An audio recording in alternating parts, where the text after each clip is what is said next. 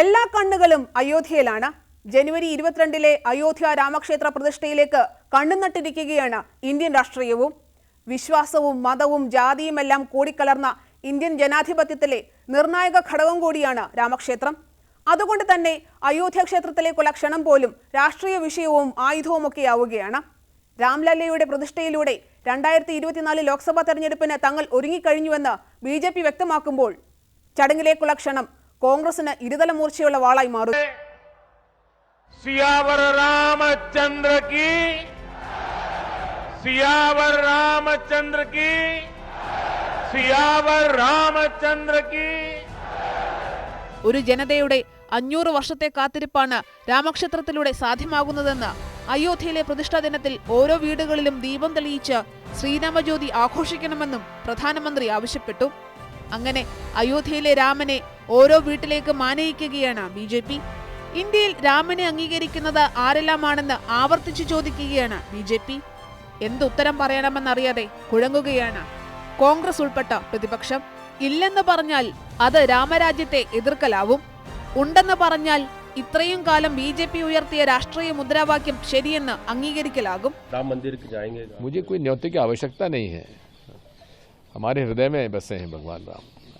न्योता मतलब कांग्रेस के किसी नेता का? पहली बात तो यह है कि जिस रामलला की लड़ाई पर, मूर्ति पर सारा झगड़ा हुआ, वो मूर्ति कहाँ है? वो मूर्ति स्थापित क्यों नहीं हुई? नई मूर्ति कहाँ से आ रही है? वो रामलला की मूर्ति जिस पर कि सारा झगड़ा हुआ, वो कहाँ है? इस पर हम लोग उनसे पूछना चाहते हैं कि नई मूर्ति की आवश्यकता क्या पड़ी? BJP कह रही है कि कांग्रेस के लिए जवाब होगा जिन्होंने भगवान राम को काल्पनिक क्या राम मंदिर भारतीय जनता पार्टी का मंदिर है? ये हमारे देश के हर व्यक्ति का मंदिर है, हमारे सनातन धर्म का एक बहुत बड़ा प्रतीक है और मुझे बड़ी खुशी है कि राम मंदिर अंत में बन रहा है. വിഷയത്തിൽ കോൺഗ്രസിന് ആശയക്കുഴപ്പമാണെങ്കിൽ ഇന്ത്യ മുന്നണിയിലെ രാഷ്ട്രീയ പാർട്ടികൾ ഭിന്നാഭിപ്രായമാണ് പ്രകടിപ്പിച്ചത്. മുന്നണിയിലെ പ്രധാന സഖ്യകക്ഷികളായ തൃണമൂൽ കോൺഗ്രസ്, DMK, CPM എന്നിവർ അയോധ്യയിലെ ചടങ്ങുകളിൽ പങ്കെടുക്കില്ലെന്ന് ഉറച്ച തീരുമാനം കൈക്കൊണ്ടു കഴിഞ്ഞു. രാമക്ഷേത്രത്തിലെ പ്രതിഷ്ഠാ ചടങ്ങിൽ പങ്കെടുക്കണമോ വേണ്ടയോ എന്ന് തീരുമാനിക്കാൻ കോൺഗ്രസിന് കഴിഞ്ഞിട്ടില്ല. ഭൂരിപക്ഷ വിശ്വാസവുമായി ബന്ധപ്പെട്ട വിഷയമായതിനാൽ പൊള്ളലേൽക്കാതെ നീങ്ങാനാണ് നിലവിൽ കോൺഗ്രസ് ശ്രമിക്കുന്നത്.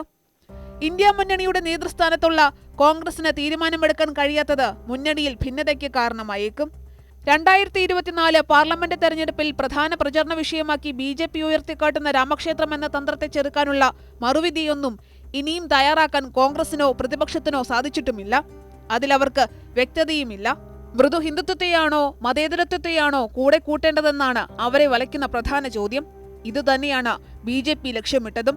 തങ്ങളെ എതിർക്കാൻ രൂപീകരിച്ച ഇന്ത്യ മുന്നണിയെ ഒരൊറ്റ വിഷയത്തിന്റെ പേരിൽ യോജിക്കാനാകാത്ത നിലയിലേക്കുള്ള അഭിപ്രായ ഭിന്നതയിലേക്ക് കൊണ്ടുചെന്നെത്തിക്കാൻ BJPക്ക് കഴിഞ്ഞു.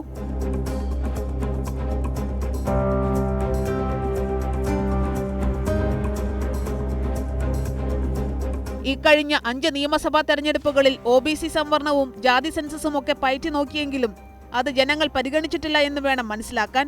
അതിനാൽ OBC സംവരണത്തിലും ജാതി സെൻസസിലും ഊന്നിയുള്ള പ്രചാരണത്തിന് ഇന്ത്യ മുന്നണി ശ്രമിക്കുമോ എന്ന് കാത്തിരുന്ന് കാണേണ്ടി വരും. ഇതിനിടെ വീണ്ടും അയോധ്യ വിധിയും ഉയർന്നു വരികയാണ്. ഒരൊറ്റ വിധി, അതും കോടതിയുടെ വിധിയാണ് അയോധ്യ കേസിലുണ്ടായത്. ഇത് സംഘർഷങ്ങളുടെ ചരിത്രം പരിഗണിച്ച് തീരുമാനിച്ചുറപ്പിച്ചതാണെന്ന് നിലവിലെ ചീഫ് ജസ്റ്റിസും അന്ന് വിധി പറഞ്ഞ ബെഞ്ചിലെ അംഗവുമായ DY ചന്ദ്രചൂഡ് അഭിപ്രായപ്പെട്ടു.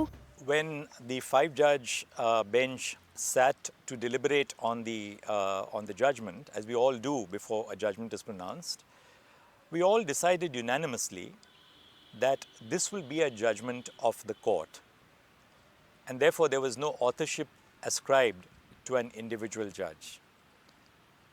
The case had a long history of conflict, of diverse viewpoints, based on the history of the nation.